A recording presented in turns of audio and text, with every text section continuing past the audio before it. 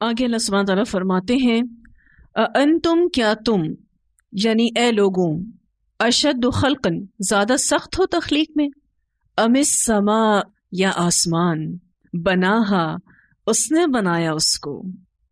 یعنی اللہ سبحانہ تعالیٰ یہاں اب تمام لوگوں سے مخاطب ہیں کہ اے لوگوں، دوبارہ پیدائش تم لوگوں کی زیادہ مشکل ہے یا آسمان پیدا کرنا؟ آسمانوں اور زمین کا پیدا کرنا مخلوق کے دوبارہ پیدا کرنے سے زیادہ بڑا کام ہے. اس کا ذکر ہم نے سورۃ المؤمن میں پڑھا تھا. اللہ سبحانہ تعالیٰ فرماتے ہیں لَخَلْقُ السَّمَاوَاتِ وَالْأَرْضِ أَكْبَرُ مِنْ خَلْقِ النَّاسِ. آسمانوں اور زمین کا پیدا کرنا لوگوں کے پیدا کرنے سے زیادہ بڑا کام ہے. جو لوگ بعث بعد الموت کے منکر ہیں، اللہ تعالیٰ ان پر حجت قائم کرتے ہوئے ایسا کہہ رہے ہیں انتم اشد خلقا ام السماء بناہا. ان اللہ تعالیٰ کچھ دلائل دے رہے ہیں یہ کہہ کر کہ انسان بڑی چیز ہے یا آسمان. جو رب اتنا بڑا آسمان بنا سکتا ہے، کیا دوبارہ انسان بنانا اس رب کے لیے مشکل ہوگا؟ اب یہ جو اللہ تعالیٰ یہاں کہہ رہے ہیں بناہا، اب اس کی تفسیر بھی اللہ تعالیٰ خود کر رہے ہیں. رفع سمکہا، اٹھایا اس کی بلندی کو. کس کی بلندی کو؟ آسمان کی بلندی کو. فسواہا، پھر درست کر دیا اس کو. سمکا کہتے ہیں چھت کو. مراد آسمان کا ٹھوس ہونا اور موٹا اور دبیز ہونا. اللہ سبحانہ تعالیٰ نے اس کی چھت کو بلند کیا، پھر اسے برابر کیا. ہر جگہ سے آسمان کی اونچائی برابر ہے. تو آسمان ایک ٹھوس اور موٹی دبیز چیز ہے، بہت بڑی مخلوق ہے. سمکا کسی چیز کی تھکنس کو بھی کہتے ہیں، موٹائی کو بھی کہتے ہیں. اللہ سبحانہ تعالیٰ نے بناہا کی خود تفسیر فرمائی رفع سمکہا فسواہا واغطش لیلہا، اور ڈھانک دیا اس کی رات کو، یعنی آسمان کی رات کو اندھیری بنایا. یہ رات کو سخت تاریک بنایا. اندھیرا دیکھ کر لگتا ہے آپ کو کبھی کہ دھوپ نکلے گی؟ بلکہ ایسا لگتا ہے کہ مکمل اندھیرا ہو گیا، اب روشنی ہوگی کیسے؟ اللہ سبحانہ تعالیٰ فرماتے وَأَغْطَشَ لَيْلَهَا، اور ڈھانک دیا اس کی رات کو. وَأَخْرَجَ ضُحَاهَا، اور نکالا اس کی دھوپ کو، یعنی دن کو منور بنایا. وَالْأَرْضَ بَعْدَ ذَلِكَ، اور زمین کو بعد اس کے، یعنی اس آسمان کے بعد دَحَاهَا، اس نے بچھا دیا. اس سے پتہ چلتا ہے زمین بعد میں بنی، پہلے آسمان بنا ہے. اور یہاں جو زمین کے لیے لفظ استعمال ہوا ہے دحاہا، دحیون کہتے ہیں پھیلا دینے کو، دور دور تک بچھا دینے کو. پھر اس لفظ میں گولائی کا تصور بھی پایا جاتا ہے. دحوتن شتر مرغ کے انڈے کو کہتے ہیں، اور اگر آپ شتر مرغ کے انڈے کا شیپ دیکھیں تو وہ بیضوی ہے. پہلے تو سائنس یہ کہتی تھی کہ زمین گول ہے، پھر اب یہ ریسرچ آئی ہے کہ زمین کی شکل انڈے کی شیپ میں ہے. اور قرآن پاک میں 1400 سال پہلے بتا دیا گیا تھا وَالْأَرْضَ بَعْدَ ذَلِكَ دَحَاهَا، کہ زمین گول نہیں بلکہ بیضوی ہے، انڈے کی شیپ میں ہے. اخرج منہا ماءہا، اس نے نکالا اس سے اس کا پانی، ومرعاہا، اور اس کا چارہ. والجبال، اور پہاڑوں کو، ارساہا، اس نے گاڑ دیا ان کو. ارساہا کا جو لفظ ہے اس کا معنی ہوتا ہے لنگر ڈالنا.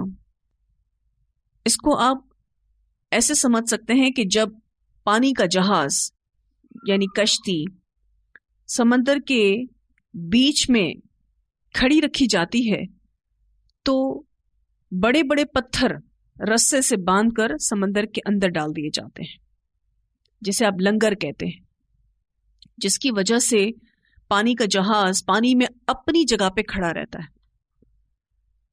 اگر یہ لنگر نہ ڈالا جائے تو موجوں کے حال پر کشتی کا کھڑا رہنا محال ہو جائے، بلکہ ایسے میں کشتی تباہ بھی ہو سکتی ہے۔ یہی حال زمین کا تھا۔ زمین ہچکولے کھا رہی تھی، جھول رہی تھی۔ اللہ سبحانہ تعالیٰ نے اس پر پہاڑوں کو گاڑ دیا۔ والجبال ارساہا، یہ بھی اللہ کا بہت بڑا احسان ہے، ورنہ زمین کی جو موومنٹ ہوتی اس پر ہم سب کا رہنا محال ہو جاتا۔ ہلکی سی موومنٹ ہوتی ہے زلزلے کی شکل میں تو ہمارے دل کے حال عجیب ہو جاتے ہیں، ہم خوف زدہ ہو جاتے ہیں۔ متاع لکم، فائدے کی چیزیں واسطے تمہارے، ولی انعامکم، اور تمہارے مویشیوں کے لیے۔ اللہ سبحانہ تعالیٰ نے اس زمین میں ہمارے لیے کئی فائدے رکھے ہیں، کیونکہ یہ زمین بنائی ہی انسانوں کے لیے گئی ہے، اور ساتھ ساتھ ہمارے مویشیوں کے لیے بھی، کیونکہ پیچھے بات آئی کہ اللہ سبحانہ تعالیٰ نے اس سے اس کا پانی بھی نکالا اور اس کا چارہ بھی نکالا۔ پانی نکالنے سے مراد یہ ہے کہ اللہ سبحانہ تعالیٰ نے مختلف قسم کی غذاؤں کو پیدا کیا تاکہ انسان اس کو کھا کر زندہ رہ سکے، اور چارہ بھی پیدا کیا تاکہ مویشی بھی کھا سکیں۔ مویشیوں کی غذا کا بھی انتظام اللہ سبحانہ تعالیٰ نے کیا، جس کا ذکر اللہ تعالیٰ فرماتے ہیں متاع لکم ولانعامکم۔ لیکن یہ دنیا ہمیشہ کے لیے نہیں بنائی گئی، اس دنیا کا بھی اختتام ہے۔ فَإِذَا، پھر جب جاءت الطامہ، آ جائے گی آفت، الکبریٰ، بڑی۔ تامۃ الکبریٰ سے مراد قیامت ہے۔ تامہ کہتے ہیں ایسی مصیبت جو باقی مصیبتوں پر چھا جائے، اور قیامت کو یہ نام اس لیے دیا گیا ہے کہ ہر ہولناک اور خوفناک چیز پر قیامت مشتمل ہوگی۔ بڑی آفت، بہت بڑی آفت، اس سے بڑی آفت کوئی اور نہیں ہے۔ تامہ پانی سے بھرے سمندر کو بھی کہتے ہیں۔ فَإِذَا جَاءَتِ الطَّامَّةُ الْكُبْرَى، پھر جب آ جائے گی بڑی آفت یعنی قیامت، جو بہت ہولناک ہے، بہت خوفناک ہے، ایسی مصیبت ہے جو باقی ساری مصیبتوں پر چھا جائے گی، یعنی سب سے بڑی مصیبت۔ یوم، اس دن، یتذکر الانسان، یاد کرے گا انسان، ما سعی، جو اس نے کوشش کی۔ ہر انسان اپنی کوششیں یاد کرے گا، وہ سوچے گا، یاد کرے گا کیا تھی میری زندگی، کیا کیا کچھ صلاحیتیں اللہ رب العزت نے مجھے دے رکھی تھیں، اور میری ترجیحات کیا رہیں۔ آج بہت ساری باتیں ہمیں یاد نہیں رہتی، ہم بھول جاتے ہیں کہ ہم امتحان کے لیے اس دنیا میں ہیں۔ ہمیں اللہ تعالیٰ نے نعمتیں، وسائل، صلاحیتیں دے کر آزمایا ہے کہ ہم ان میں اپنی ترجیحات کا تعین کیا کرتے ہیں، کن چیزوں کو ترجیح دیتے ہیں اور کن چیزوں کو غیر ضروری سمجھتے ہیں۔ تو قیامت کے دن انسان اپنا ریویو کرے گا، کون سے اچھے کام کیے، کون سے برے کام کیے، سب کچھ یاد آئے گا۔ یوم یتذکر الانسان ما سعی، وبرزت الجحیم، اور کھول دی جائے گی جہنم، لمن یری، واسطے اس کے جو دیکھتا ہو۔ وبرزت کا جو لفظ ہے با را زا سے ہے، اس کا معنی ہوتا ہے کسی چیز کا نکل کر کھلے میدان میں آ جانا، گمنامی اور پوشیدگی کے بعد ظاہر ہونا۔ ابھی تو فی الحال جہنم نظر نہیں آ رہی، چھپی ہوئی ہے، لیکن کل قیامت کے دن اسے میدان محشر میں لایا جائے گا۔ تو گمنامی اور پوشیدگی کے بعد ظاہر ہونا۔ وَبُرِّزَتِ الْجَحِيمُ لِمَن يَرَىٰ، اور کھول دی جائے گی، ظاہر کر دی جائے گی جہنم، واسطے اس کے جو دیکھتا ہو، یعنی ہر دیکھنے والے کے سامنے آ جائے گی۔ فَأَمَّا، تو رہا، یعنی جہاں تک تعلق ہے، من طغا، جس نے سرکشی کی، وَآثَرَ الْحَيَاةَ الدُّنْيَا، اور ترجیح دی دنیا کی زندگی کو، یعنی دنیا کو دین سے مقدم رکھا اور دین کو مؤخر کر دیا، پوسٹپون کر دیا، دنیا کو ہی سب کچھ سمجھا اور آخرت کے لیے کوئی تیاری نہیں کی۔ وآثر الحیات الدنیا، تو ایسے لوگوں کے لیے فإن الجحیم، تو بے شک جہنم ہی المأوی، وہ ٹھکانہ ہوگی۔ جس نے سرکشی کی، جس نے دنیا کو ترجیح دی، جہنم اس کا ٹھکانہ ہوگی۔ سورہ توبہ میں آتا ہے، اللہ سبحانہ تعالیٰ فرماتے ہیں یا ایھا الذین آمنوا ما لکم اذا قیل لکم انفروا فی سبیل اللہ اثاقلتم الی الارض ارضیتم بالحیاۃ الدنیا من الآخرہ فما متاع الحیاۃ الدنیا فی الآخرۃ الا قلیل۔ اے لوگوں جو ایمان لائے ہو، تمہیں کیا ہو گیا ہے کہ جب تم سے کہا جاتا ہے کہ اللہ کے راستے میں نکلو تو تم زمین کی طرف نہایت بوجھل ہو جاتے ہو، زمین سے چپک جاتے ہو۔ مراد کیا ہے؟ دنیا میں پڑ جاتے ہو، دنیا کی طرف کھچے چلے جاتے ہو۔ کیا تم آخرت کے مقابلے میں دنیا کی زندگی پر خوش ہو گئے ہو؟ تو دنیا کی زندگی کا سامان آخرت کے مقابلے میں نہیں ہے مگر بہت تھوڑا۔ سورہ ابراہیم میں اللہ سبحانہ تعالیٰ فرماتے ہیں وَوَيْلٌ لِّلْكَافِرِينَ مِنْ عَذَابٍ شَدِيدٍ الَّذِينَ يَسْتَحِبُّونَ الْحَيَاةَ الدُّنْيَا عَلَى الْآخِرَةِ وَيَصُدُّونَ عَنْ سَبِيلِ اللَّهِ وَيَبْغُونَهَا عِوَجًا أُولَئِكَ فِي ضَلَالٍ بَعِيدٍ۔ اور کافروں کے لیے سخت عذاب کے باعث بڑی ہلاکت ہے، وہ جو دنیا کی زندگی کو آخرت کے مقابلے میں پسند کرتے ہیں اور اللہ کی راہ سے روکتے ہیں اور اس میں کجی ڈھونڈتے ہیں، یہ لوگ بہت دور کی گمراہی میں ہیں۔ تو جو دنیا کو ترجیح دے تو اس کے لیے پھر جہنم ہی ٹھکانہ ہے۔ وآثر الحیات الدنیا فإن الجحیم ہی المأوی۔ کیا دنیا کو ترجیح نہیں دی جا سکتی؟ اللہ نے تو ہمیں دنیا میں بھیجا ہے، کیا ہم کھا پی نہیں سکتے، گھوم پھر نہیں سکتے، اچھا لباس نہیں پہن سکتے، اپنے گھر والوں کے ساتھ ہنس بول نہیں سکتے؟ یہاں پر وآثر الحیات الدنیا سے یہ ہرگز مراد نہیں ہے کہ آپ کو دنیا چھوڑنے کا اللہ تعالیٰ کہہ رہے، یہ مراد نہیں ہے۔ یہاں سے مراد یہ ہے کہ دنیا میں پڑھ کر صرف دنیا کا ہی بن جانا، دنیا کو دین سے مقدم کر دینا، دین کو مؤخر کر دینا، یہ مراد ہے۔ دنیا کو ہی سب کچھ سمجھنا اور آخرت کے لیے کچھ تیاری نہ کرنا،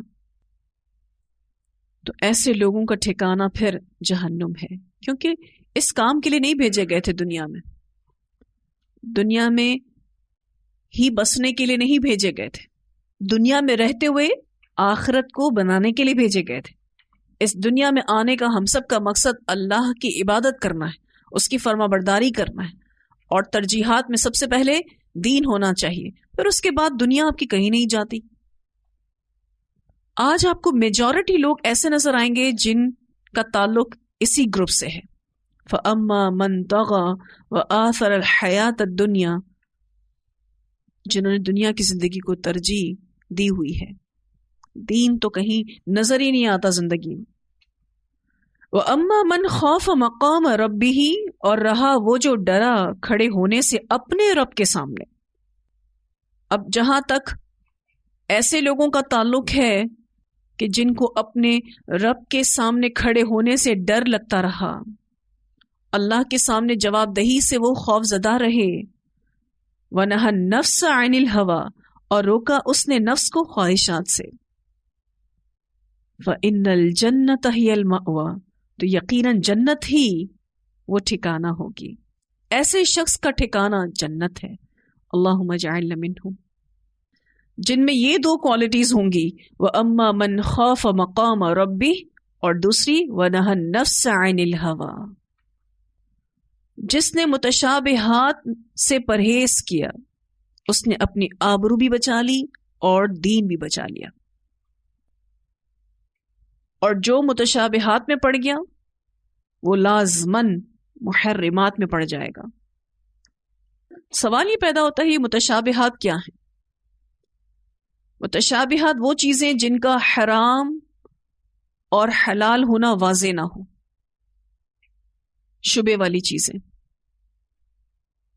تو جس نے اپنے آپ کو متشابہات سے بچائے رکھا، متشابہات سے پرہیز کیا، تو وہ اپنی آبرو اور دین بچا لے گا۔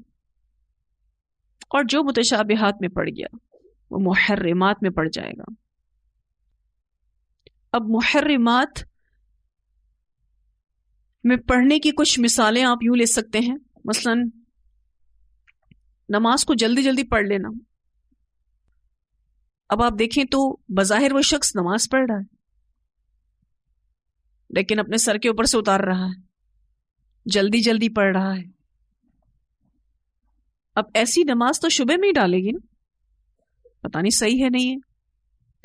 اسی طرح سے بہت سارے لوگ زکوٰۃ ادا کر کے فضول خرچیاں کرتے ہیں، کہتے ہیں ہم نے زکوٰۃ تو دے دی نا، اب ہم جتنا بھی اسراف کریں۔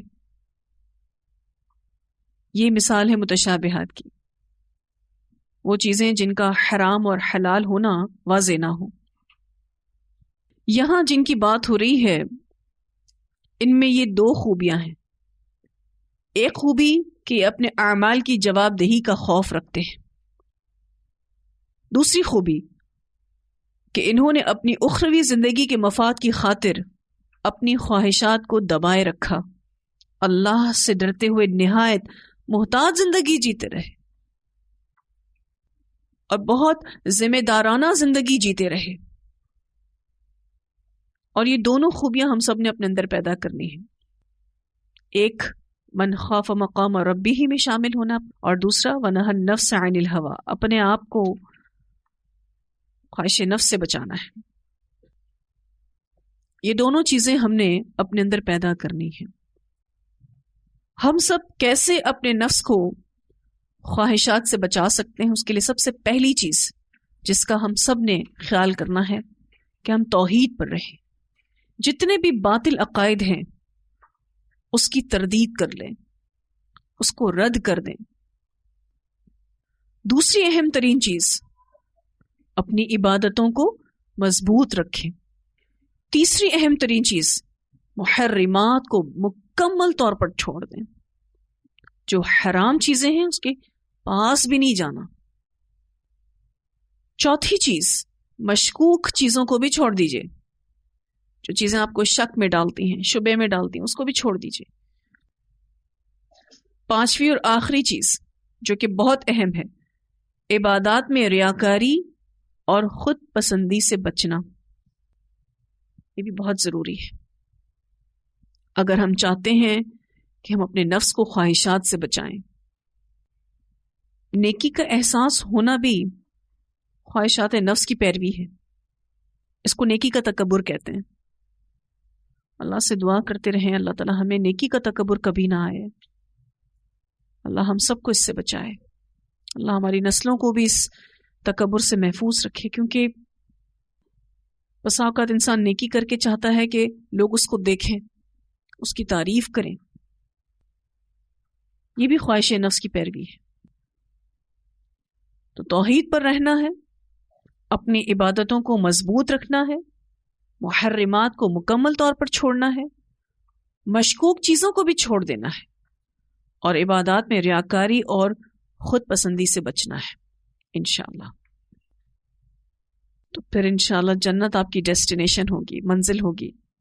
وَأَمَّا مَنْ خَافَ مَقَامَ رَبِّهِ وَنَهَى النَّفْسَ عَنِ الْهَوَىٰ فَإِنَّ الْجَنَّةَ هِيَ الْمَأْوَىٰ۔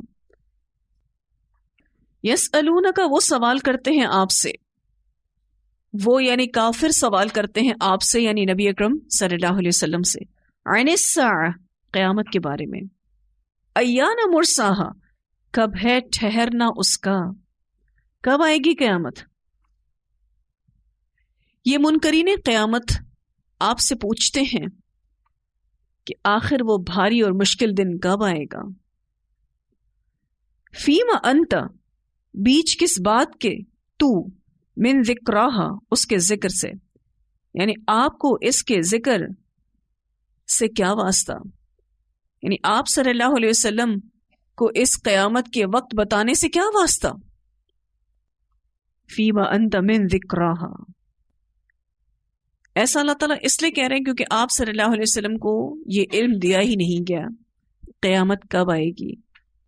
الی ربک منتہاہا، تیرے رب کی طرف اس کی انتہا ہے، یعنی اس کا علم تو آپ کے رب پر ختم ہوتا ہے، تو تیرے رب کی طرف ہی اس علم کی انتہا ہے، اللہ ہی صرف جانتے ہیں کہ قیامت کب آئے گی۔ سیدنا ابو ہریرہ رضی اللہ عنہ سے مروی ہے کہ جب جبرائیل علیہ السلام نے رسول اللہ صلی اللہ علیہ وسلم سے قیامت کے وقت کے بارے میں سوال کیا تو آپ صلی اللہ علیہ وسلم نے یہ جواب دیا کہ اس کے بارے میں مسئول کو سائل سے زیادہ علم نہیں۔ اسے بخاری نے روایت کیا ہے۔ مسئول کسے کہتے ہیں؟ جس سے سوال کیا گیا ہے، اور سائل جس نے سوال کیا ہے۔ تو آپ صلی اللہ علیہ وسلم نے جواب دیا کہ اس کے بارے میں مسئول کو سائل سے زیادہ علم نہیں ہے، یعنی میں نہیں جانتا کہ قیامت کب آئے گی۔ اور اسی بات کا ذکر یہاں پر اللہ سبحانہ تعالیٰ کر رہے ہیں، یسألونک عن الساعة ایان مرساها فیما انت من ذکراہا الی ربک منتہاہا، یہ آپ سے پوچھتے ہیں کہ قیامت کب آئے گی، اس کا قیام کب ہوگا، اس کے ذکر سے آپ کا کیا واسطہ؟ تیرے رب کی طرف ہی اس علم کی انتہا ہے۔ انما بے شک انت آپ منذرو خبردار کرنے والے ہیں، من یخشاہا اس کو جو ڈرتا ہو اس سے۔ نبی اکرم صلی اللہ علیہ وسلم تو صرف اور صرف منذر تھے، ڈرانے والے تھے، اور آپ صلی اللہ علیہ وسلم کی دعوت و تبلیغ سے ڈرے گا وہی جو اس سے ڈرتا ہے، یعنی قیامت کے دن سے ڈرتا ہے۔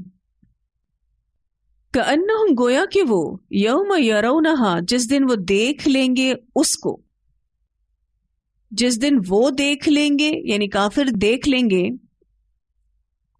اس کو، یعنی قیامت کو، لم یلبثو نہیں وہ ٹھہرے، الا عشیۃً مگر شام کا وقت، او ضحاہا یا اس کی صبح۔ جیسے ہی یہ کفار میدان محشر میں جائیں گے تو انہیں اپنی مدت حیات کم لگے گی۔ امام قتادہ رحمہ اللہ کہتے ہیں کہ لوگ جب آخرت کا مشاہدہ کریں گے تو ساری دنیا کا وقت انہیں ایک صبح یا ایک شام کے بقدر معلوم ہوگا، گویا وہ جس دن اسے دیکھیں گے یعنی قیامت کے دن کو دیکھیں گے ان کو ایسا لگے گا نہیں وہ ٹھہرے، کہاں نہیں ٹھہرے، دنیا میں، مگر دن کا ایک پچھلا حصہ یا اس کا پہلا حصہ۔ عشیتاً عین شین یا سے ہے، اس کا معنی ظہر سے لے کر غروب آفتاب تک کا وقت، مراد شام ہے۔ اور ضحاہا ضاد حا یا سے ہے، طلوع شمس سے نصف النہار تک کا وقت یعنی صبح کا وقت۔ جیسے ہی قیامت کا دن آئے گا کافر قیامت کے دن کو دیکھ کر یہی سمجھیں گے کہ ان کی دنیا کی زندگی تو پورا ایک دن بھی نہ تھی، بلکہ وہ کہیں گے کہ دنیا میں تو بس ہم ایک شام یا ایک صبح گزار کے آئے ہیں۔ ایسا وہ اس لیے کہیں گے کہ کاش ہم یہ تھوڑی سی مدت اللہ تعالیٰ کی فرما برداری میں ہی گزار کر آ جاتے تو آج ہم ان برے حالوں کو نہ پہنچتے۔ تو یہاں الحمدللہ ہماری یہ سورت مکمل ہوئی۔ اتنی آیات کی تلاوت سنتے ہیں۔ أأنتم أشد خلقا أم السماء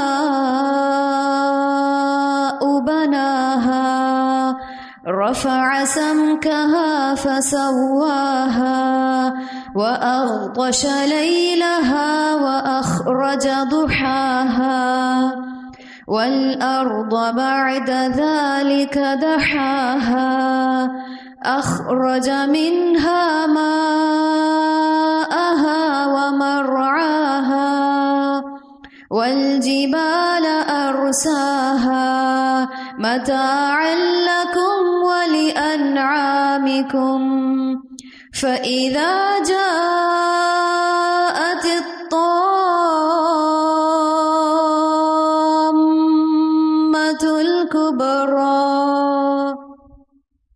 يوم يتذكر الإنسان ما سعى وبرزت الجحيم لمن يرى فأما من طغى وآثر الحياة الدنيا فإن الجحيم هي المأوى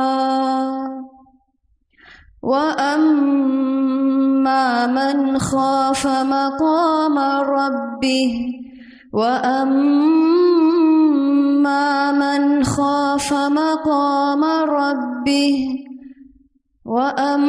وأما من خاف مقام ربه ونهى النفس عن الهوى فإن الجنة هي المأوى فإن الجنة هي المأوى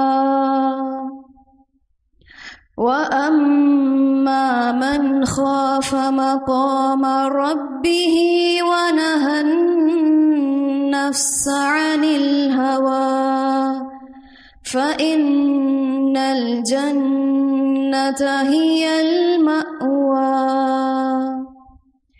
يسألونك عن الساعة أيان مرساها فيم أنت من ذكراها إلى ربك منتهاها إنما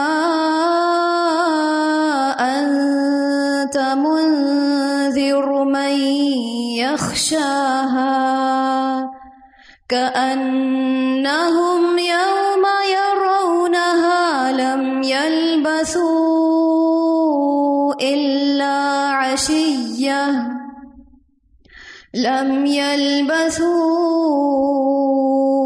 إلا عشية أو ضحاها.